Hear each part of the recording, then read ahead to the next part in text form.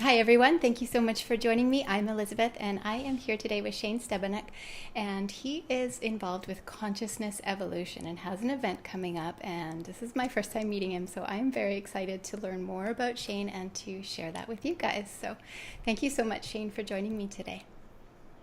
Thank you. It's good to be here. Absolutely. So, consciousness evolution. You have this really cool website and these amazing things on it. And one of them is personal and global transformation. And consciousness evolution is the name of your website. So, I'm really looking forward to learning more about that and more about you. So, let's start with you. What is your journey on the consciousness path and how did you arrive here? Okay. Well, that's a long story, but I can summarize it as when I was young, I've always been interested in learning things. And when I was younger, I was very interested in science. I like to learn about how things of the world worked, how they fit together and how they related to each other, the matter of the world. And so I was very interested in building things. As a child, I always took apart my toys and got into trouble for it. And in school, I took a lot of sciences. And I did that till I was about 25 and taking lots of chemistry and physics and math and computers and all kinds of sciences. I loved science. And then I came to the realization that science actually didn't have all the answers. And I became interested in bigger questions of the whys of the world. Why are we here? And what is the nature of the human being and our purpose and so on. And so naturally, I looked to religion. And so I dropped out of school and I started fervently researching religion on my own and practicing different religions, not really as a believer of any of them, but I was more interested in what they all said and had to offer and what their answers were to the questions that I had. And and then I actually returned to school and I did a degree in religious studies. And I also went to Israel and I helped excavate an ancient biblical city. And I became very interested in how religion evolved, how belief evolved, and how belief affects our reality. And so with an education in science and religion, I then returned and did a master's in consciousness studies, and which I fell in love with consciousness because deep down I am a philosopher, and consciousness is really, I think, the cutting edge of philosophy now, along with many other fields. And so part of my culminating project was developing actually a workshop at the time. And this seminar that I'll be presenting is actually a shortened version of that workshop. So, a master's in consciousness, that really caught my attention. I think that that's fantastic. What is consciousness and how does a person go about studying consciousness? Oh, that's a big question. Consciousness is used a lot these days, and it can mean many things to many people. My approach is it comes from the academics, so it's mostly from developmental psychology and philosophy and religion. I like having the scientific background to it because in the New Age spirituality that we're often involved with, sometimes it's this thing that feels a little bit ungrounded, consciousness. What does that really mean? And it's hard to put words to it and also to put some kind of common language to it. So to hear your scientific background and the studies that you have, it feels really nice to be able to explore that in such a way that's a little bit more grounded. It's really something that I'm passionate about, and it's something that is really important today. Yeah, I heard you mention earlier too. You started asking questions, and that's what drove you into your studies in religious studies, and even in consciousness.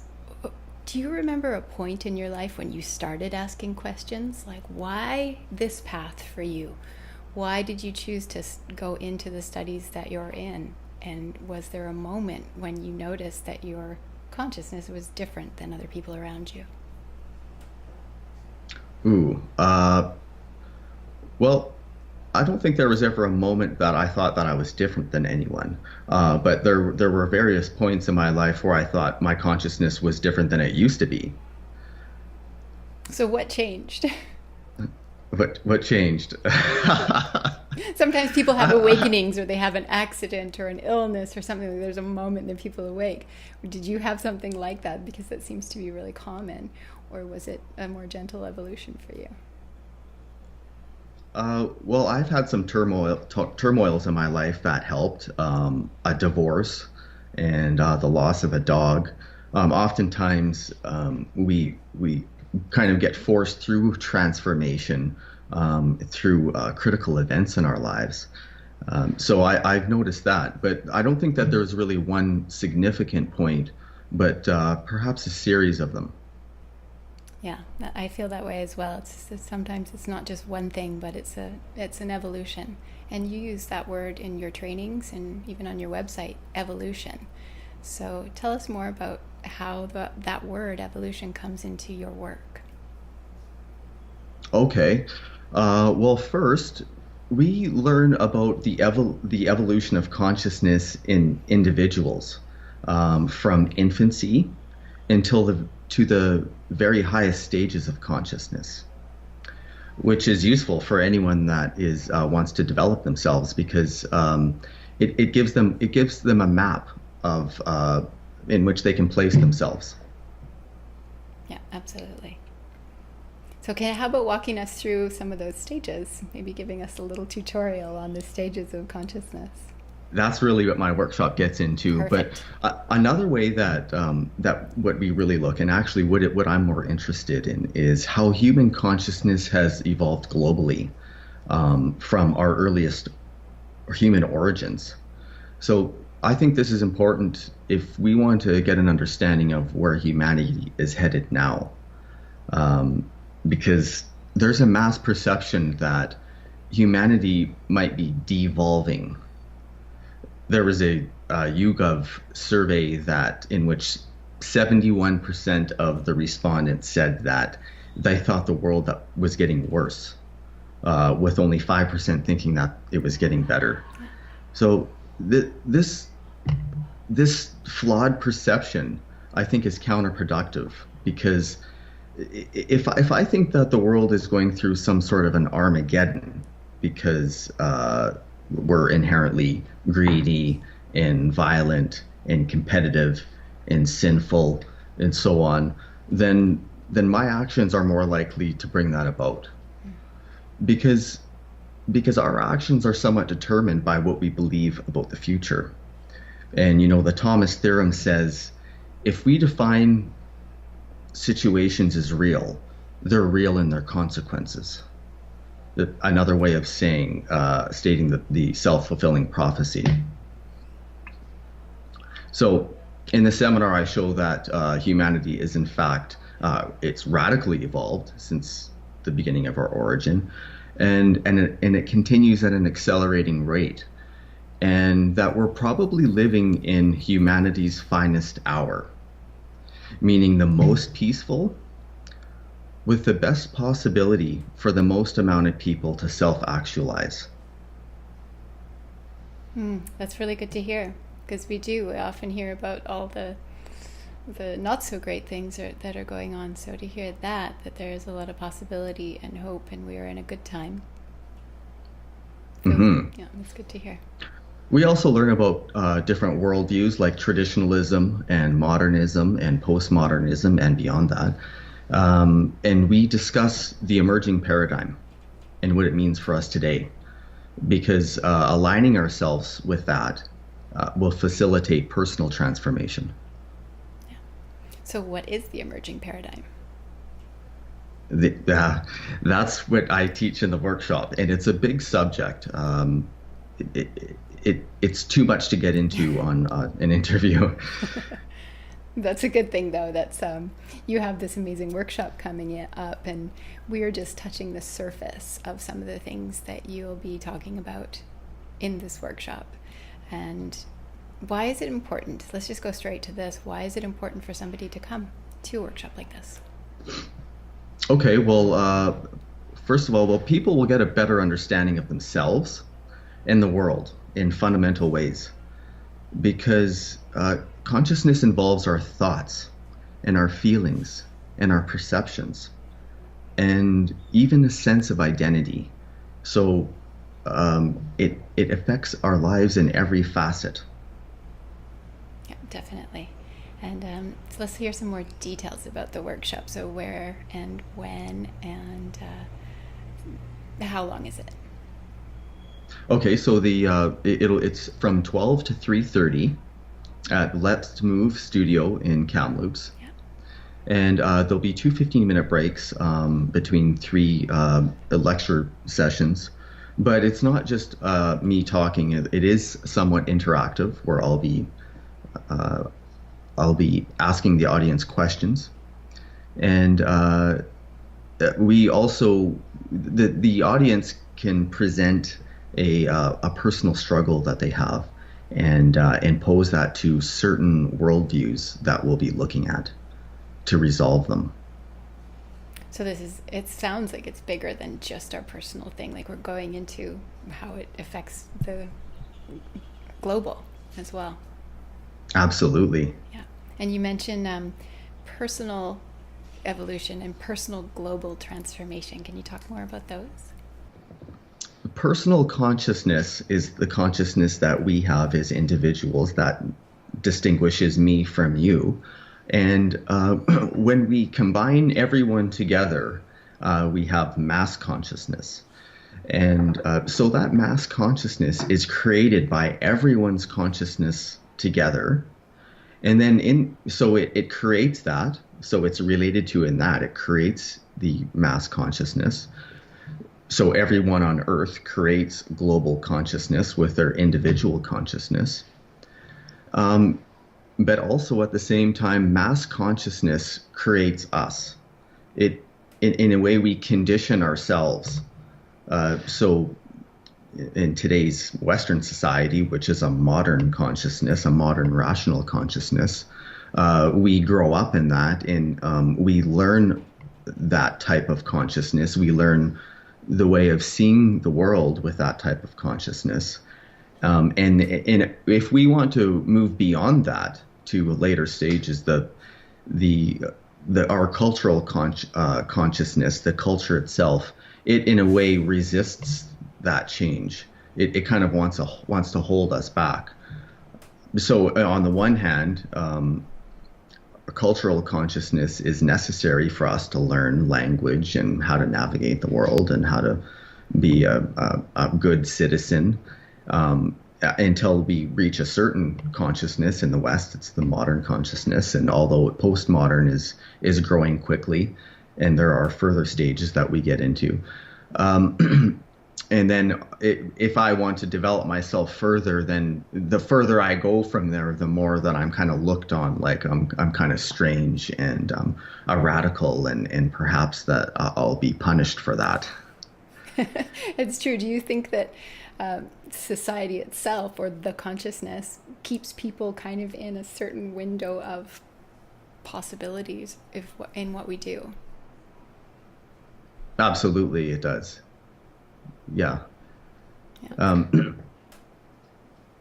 That is talked about by a number of different psychologists. We do move beyond. We can move beyond that.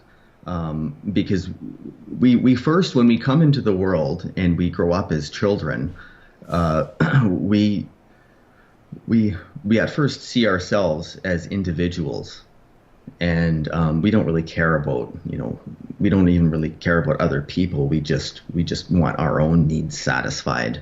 And then we move from there into a stage where we realize, okay, well, there are actually other people in this world that matter and that can see me differently, and they have their own perspective that maybe I should consider. So the world is not all about me. And we deeply care about what our society wants of us. A lot of our actions align on really just making our society happy because we become society as society becomes a part of us in a way. And then we move on to a further stage in which we actually can step outside of our culture and realize that there are actually other cultures around. And although we kind of still think that our culture is the best, in a way, we don't really give them the same moral consideration that we would ours. And then we can move beyond that and see that we're within multiple interconnected systems that we can compare and integrate. And so is that something that helps us to be better global citizens, is moving our consciousness from just our individuals then to not just our own culture or country, but to the whole world? Yes, that's exactly what's needed right now because right now we're in our ways that we want to continue in our behavior, which is leading us down a path that of destruction, really, if we continue, because we grew up in the modern world, which is a world that it values materialism and science and success, and it doesn't have much concern for a global perspective. So it doesn't have much concern for the environment and other sentient beings and peace and so on. So the modern worldview is one that there can't be such a world in which we live in peace, because that worldview, it doesn't allow for that. It's true. It's very much an us and them. There's that separation, that line of separation that creates the inability to care about what's happening to other people and other communities. Yeah. So in the seminar, we learn about an integral consciousness, which is a global perspective, and we can align ourselves with that kind of thinking. Of course, we can't just change our thinking and therefore have global consciousness, because that is something that we experience. But we can align our thoughts with it, which gives us somewhat of a guide. Yeah, absolutely. And an important thing to do at this time when so many things around us are changing and we feel like we might want to shut down, maybe be separate, maybe just take care of our own selves. But we also know at the same time that there are other things happening across the globe. It's hard as a human being sometimes to know about other people suffering. And I wonder why we shut that down a bit. Yeah. Well, it's becoming harder and harder with the internet to not see things. Yeah, it's true. 20 years ago even, it's like we could not hear about tragedies and genocides going on the other side of the planet, let alone pollution or something going on the other side of our own cities. But now it's very much in our faces. Do you think technology is changing consciousness in its own way? Absolutely, it is. It's helping giving us a global perspective and power, because a lot of this stuff that we see that's terrible, the atrocities, the war and the pollution and the animal abuse and the world starvation and this stuff, it's always been there. In fact, it's been at a worse level. But because we're able to see that now, it appears to us like the world is getting worse and worse and worse. And in a ways, it is actually getting worse, but not nearly to the degree that we think it is, that it appears so. It makes me think a little bit about, like, there's so much going on in the planet. How can I do anything to help it or to affect it? But it makes me think of things that many teachers have said, which is like, just, you have to start with your inner global landscape in order to have any effect. What do you think about that? Yeah, well, really, we don't have to change the world. We only have to change ourselves. And so it's difficult, though, because some people, they want to change the world, and they feel hopeless if they can't do that. So there's an attitude of, well, I can't do anything about it myself. So, but by doing that, actually, they become the resistors of change. And so, if I if something bothers me in the world, then I look to myself and just say, well, I'll change myself, because the best way that we can change the world is to lead by example. I perform the seminars because I enjoy speaking and I love philosophy, and it's something that I'm educated in. It's something that I'm passionate about. So it's something that I really desire to do. I mean, the fact that I'm contributing to global transformation is a great bonus that adds to my passion and satisfaction of doing it. Cool. Well, that's a good place to start. It's an excellent place to start.